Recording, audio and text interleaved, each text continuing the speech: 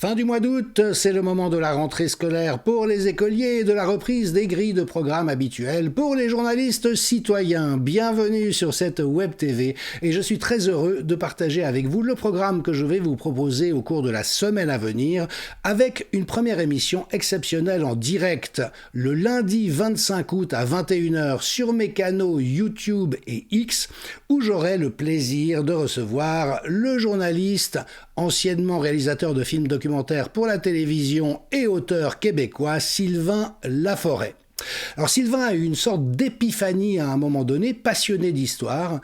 Il est finalement arrivé à un moment donné à la prise de conscience qu'à peu près tout ce qu'on nous a raconté sur l'histoire des 2 siècles écoulés est parfaitement faux, ou en tout cas très largement erroné. À partir de là, il s'est mis dans un chemin de découverte, de recherche de connaissances, qui l'a conduit effectivement à publier plusieurs livres sur ces distorsions dans la manière dont l'histoire est racontée, mais également à la lumière de son expérience de journaliste, la manière dont l'information soi-disant proposée par les médias est en fait de la propagande, de l'enfumage pour faire croire à un certain nombre de choses fausses, et donc il s'est engagé très franchement sur cette voie. Sylvain est par ailleurs convaincu qu'il y a une alliance internationale des patriotes qui est en train de lutter d'arrache-pied contre le projet globalo-fasciste mondialisé. Vous savez que cela fait 7 mois maintenant que Donald Trump est revenu au pouvoir aux États-Unis. La base qu'il a portée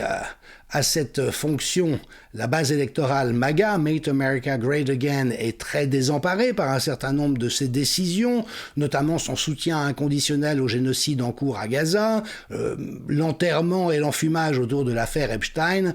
le fait que les États-Unis semblent décidément sous la coupe d'Israël et que Trump donne l'impression de donner tous les gages à Israël dans ce sens. Bref, il y a d'énormes doutes, mais Sylvain, lui, est convaincu que le bilan est extrêmement positif au bout de 7 mois.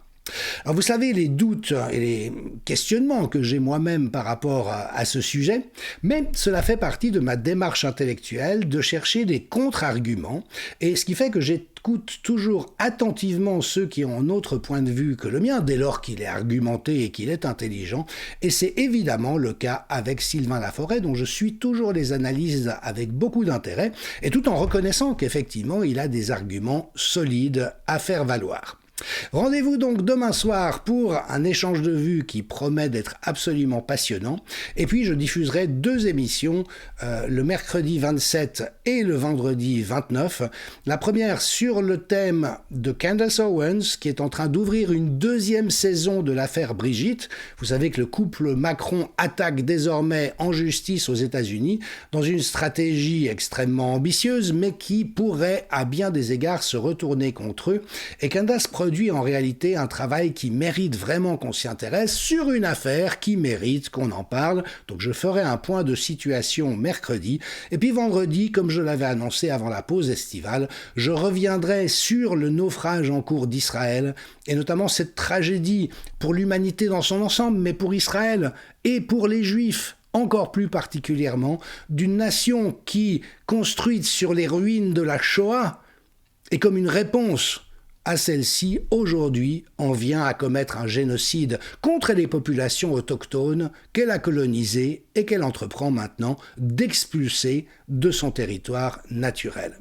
Rendez-vous pour ces différents épisodes sur mes différents canaux et merci de votre fidélité. Nous avons encore énormément de terrain à défricher dans cette optique particulière qui est celle de cette chaîne, qui est de proposer des perspectives anthropologiques, des perspectives civilisationnelles, de ne pas juste traiter l'actualité telle qu'elle se déroule au jour le jour, mais de lui donner sens dans une certaine perspective longitudinale. À bientôt j'espère et merci de votre fidélité.